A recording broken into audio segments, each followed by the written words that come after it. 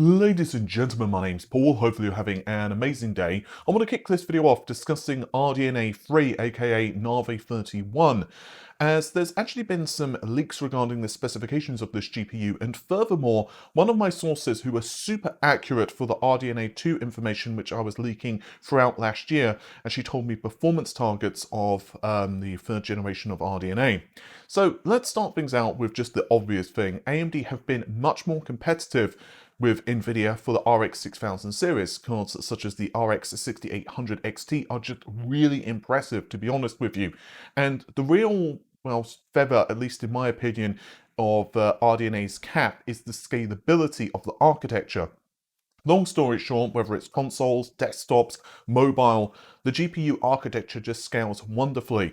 Furthermore, when you're overclocking the GPU, which is something that we're going to be investigating in the not too distant future, I'm just putting some final touches on some quite extensive testing about variable rate shading, and yeah, I think you'll really enjoy that stuff. So that's going to be the next kind of really big video. That should be out in the next couple of days. But getting back to the scalability aspect, not only does the GPU architecture scale wonderfully in terms of clock frequency, because obviously of the cache nature of the GPU, but even down to the number of compute units and memory bandwidth, the architecture is just wonderful at scaling, and is definitely putting a ton of pressure on Nvidia. And of course, this has caused Nvidia to need to, well, basically replan a lot of the things it had in the works for Ampere. And this is one of the reasons that we've seen cancellations of certain RTX 30 GPUs, and it's just been kind of manic. But getting back to the topic of the performance and specs of these GPUs, so there is a Twitter user by the name of Kepler_L2. I'll link, of course, their Twitter account in the video description. And they have stated that indeed we will be seeing an MCM design for RDNA 3.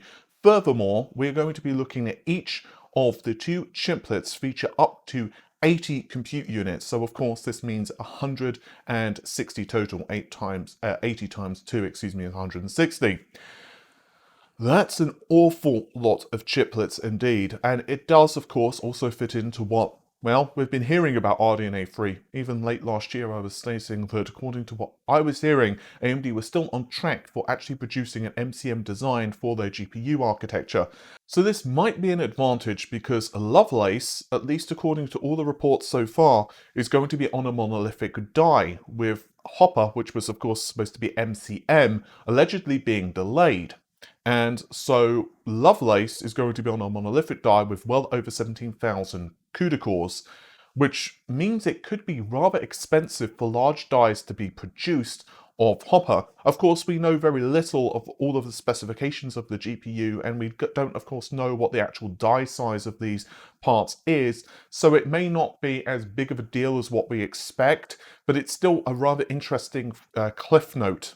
Anyway, getting back to the performance of RDNA 3 and the specifications, there's also been a couple of very interesting patents discovered from Underfox. Again, I'll link, of course, their Twitter account in the video description. I actually highly suggest you do follow, by the way, Underfox. They find some really interesting patents. And a couple of the patents that have been discovered is one, synchronization mechanism for workgroups. Of course, this is a key foundation for MCM GPUs. And secondly, it seems that there's improvements to the command processor, and this apparently seems to be revolving around improvements for second generation AMD ray tracing. Again, I had stated that according to all of my sources, the ray tracing performance of RDNA 3 was significantly improved to what we saw with RDNA 2. This isn't to say, of course, RDNA 2 is incapable of ray tracing. It's still fairly decent, but it is nothing compared to what we're going to be seeing with RDNA 3. I'm also told, through the grapevine, that there are other fundamental improvements to the GPU architecture, not least of which radical improvements to geometry, which I was hearing was actually inspired by some of the work that Sony did for the PlayStation 5. So this actually goes to what I was told just today, actually, regarding the performance targets of these GPUs. Now, of course, this is definitely a moving target. And I was told that the performance targets of RDNA 3 are not 2 times what we see with RDNA 2, but instead 2.5 times. To be clear, this is 2.5 times the 6900 XT. So this level of scaling, I mean, dude, I'm sorry, dude. I know that's very like, what are you supposed to say? That's crazy. I mean, seriously, that is absolutely crazy. 2.5 times the scaling, so 2.5 times the performance.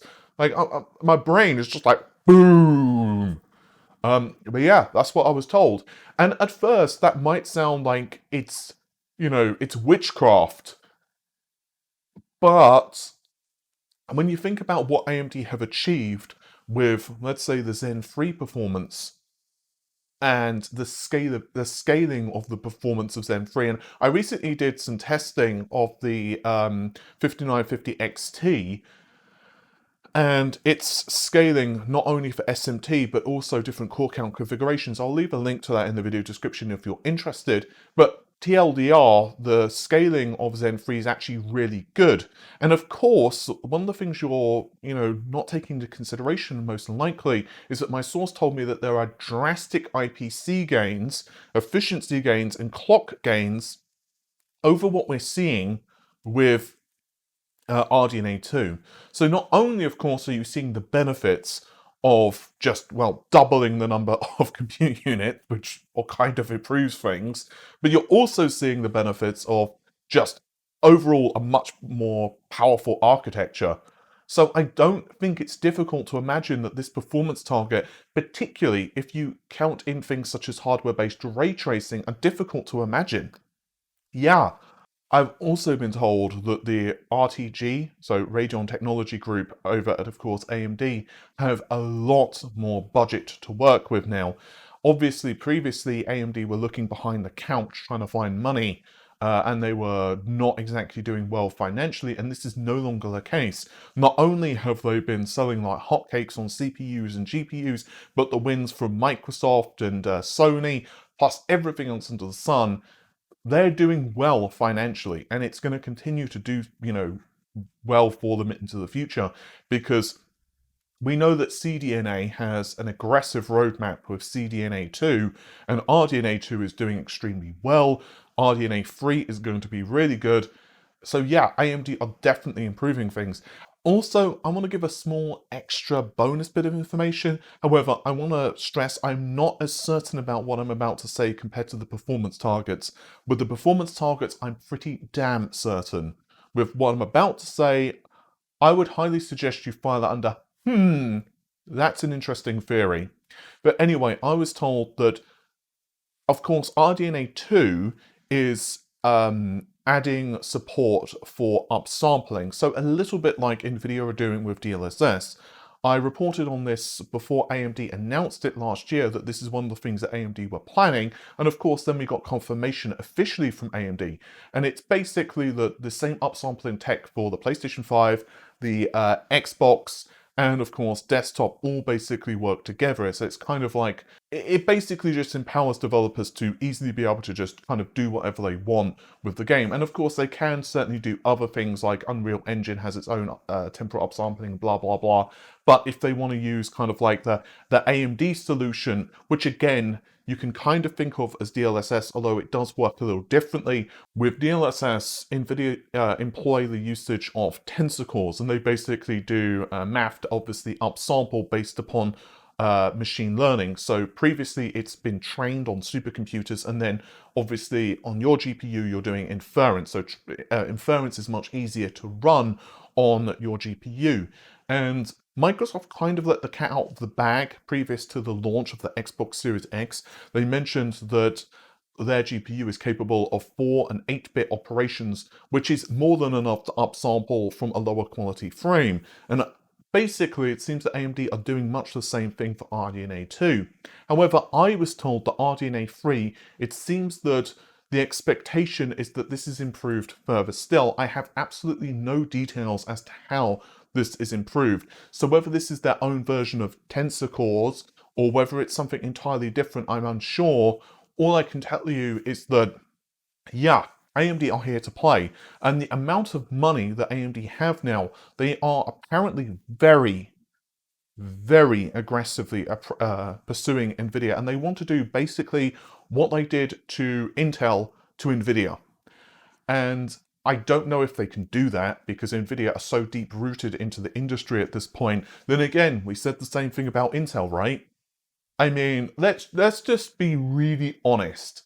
If you were to teleport back 3 years, 4 years into the past and talk to yourself and say, yeah, AMD are spanking Intel, like to the point where Intel just don't really have a meaningful counter, you'd kind of look at yourself like, you sure? Did something happen? Did I fall and get some head damage like during the trip back in time? You sure you didn't mean it the reverse way? But yeah, being serious for a moment, I don't know if they're ever going to be in that position, such a dominant position as what they are for Intel now. And honestly, Intel will be coming back, I suspect, with Alder Lake, and we'll discuss the release date actually of Alder Lake in just a moment. But I do suspect that there's a good chance that AMD can put a ton of pressure on Nvidia. And Lovelace is also looking to be absolutely monstrous, and I don't think you can count Lovelace out by any stretch of the imagination.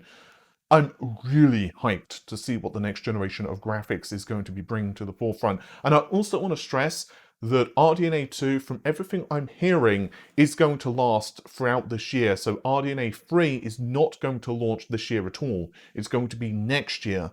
And I don't think it's going to be like Q1, because there are several reasons behind this. One, it's still being tested internally. It's not even like, close to final production samples, not even, highly advanced engineering samples at this point.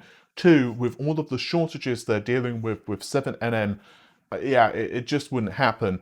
And yeah, from everything I'm hearing, it's going to be it's going to be 2022 that we're going to be seeing this GPU launch. And I think that makes sense. I don't suspect that we'll see Lovelace launch until 2022 anyway, with, of course, all the reports that Nvidia are looking to kind of do a refresh. The RX 6700 is not even going to launch until the, at some point in the first half of this year. I'm hearing it's going to be kind of like Q2-ish. Late Q2 is what I was told. And also want to stress one small thing actually, although I think most of you probably figured this out anyway. For the RX 6700 and 6700 XT, we will definitely be getting reference designs, I was told. So I think that's good. Reference designs are honestly something I wish Nvidia were doing with the RTX 3060, because obviously the great news about the Founders Edition card is at least you can technically get something at MSRP. The issue, of course, with Founders Edition cards is that because they are available at MSRP, everyone wants to purchase a Founders Edition card.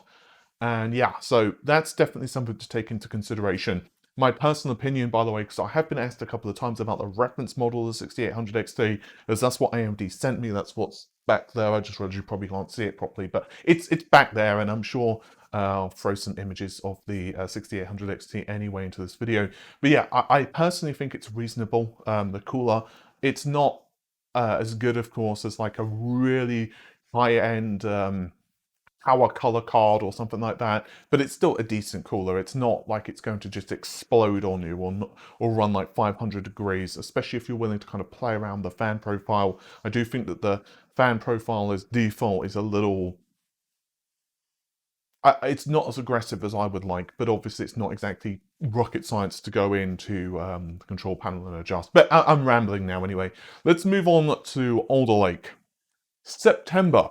That's allegedly when Intel are going to be announcing not only the 12th generation processors, again, Alder Lake, but also the 600 series motherboards. And this is according to Anico. Hopefully I'm pronouncing that correctly. It will, of course, be linked in the video description.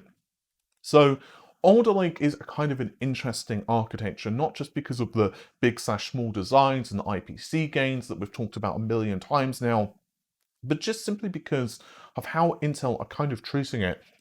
I actually asked someone recently, one of my better sources, dude, why are Intel even launching Rocket Lake? And apparently there's a couple of reasons, one of them just simply being legacy.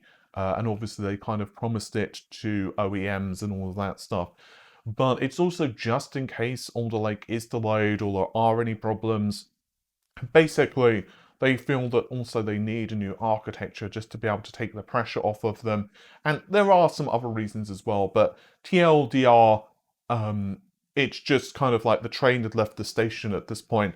And I think the CPU market is really weird at the moment, honestly. It does depend upon the SKU you're trying to procure, but on Zen 3, it can be not too bad to get hold of, like the 5600X, all the way down to good luck to you, sir. Bon voyage. I'm actually got a 5900X on pre-order, and I literally ordered it on the second it was available. And yeah, I've been on back order, and I'm like position 600 now or something like that in the queue. And I've moved like, I don't know, 150, 200 spots, something around there. So I'm pretty certain by the time it actually becomes available, Zen 8 will be out. It's like, so yeah, I think depending on the core count you're trying to get hold of, Zen 3 is kind of weird. And it does also make you wonder, what are people going to be doing on this? Because I do suspect quite a number of folks will just kind of hold on to the processor they've got if they only game. Um, because honestly, a 9900K, just for example, it could be a 3700X, whatever you prefer, but it's okay for gaming right now. Yeah. If you're trying to do more, though, that's where things get a little tricky. And I do suspect that if you do have a 9900K, there are a number of people who are just going to kind of wait and see what happens with Warhol, which of course is the Zen 3 refresh, as well as the 12th generation processors. And, with the thing about Warhol too, is that it's probably going to be a pretty nice upgrade even over Zen 3. I'll talk more about Warhol in the not too distant future. I'm trying to get a little bit more information of it regarding it. But of course, core counts are the same. So there is no fundamental shift there. So the core counts are the same. They are really the same architecture with some minor improvements. But still, it is an improvement over Zen 3, and this is of course because Zen 4 is coming later on, but Zen 4 is like the big WinRAR. It's going to have major changes to the architecture. There are some significant improvements to Zen 4. Hey all, it's Paul of the future, as I actually have a pretty interesting update which was spotted after I was done on camera, which is why this is audio only.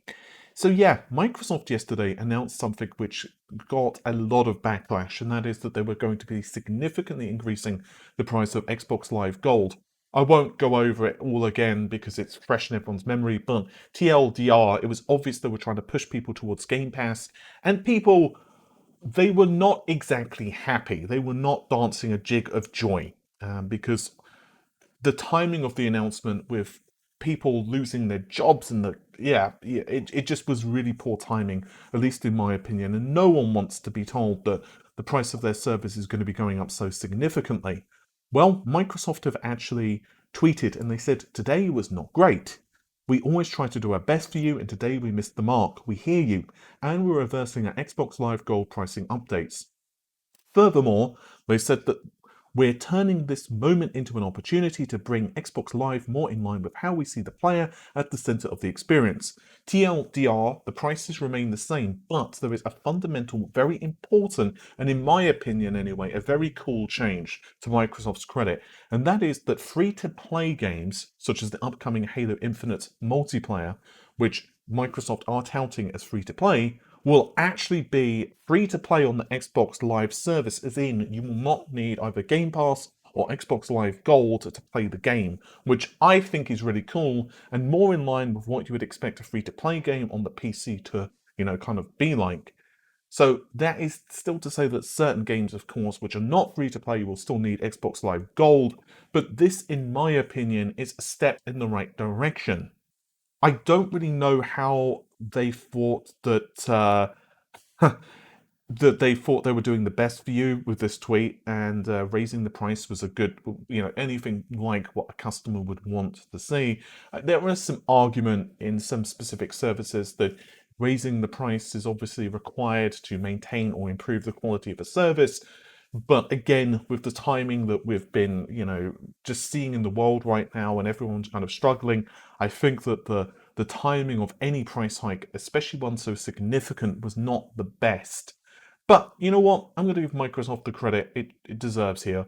Um, Companies screw up and, call them out on it. Definitely call them out on it. But when they actually make a change or improve or fix a bad decision, I think it's important not to let them off the hook for the original bad decision and say, we're sorry, all this forgiven.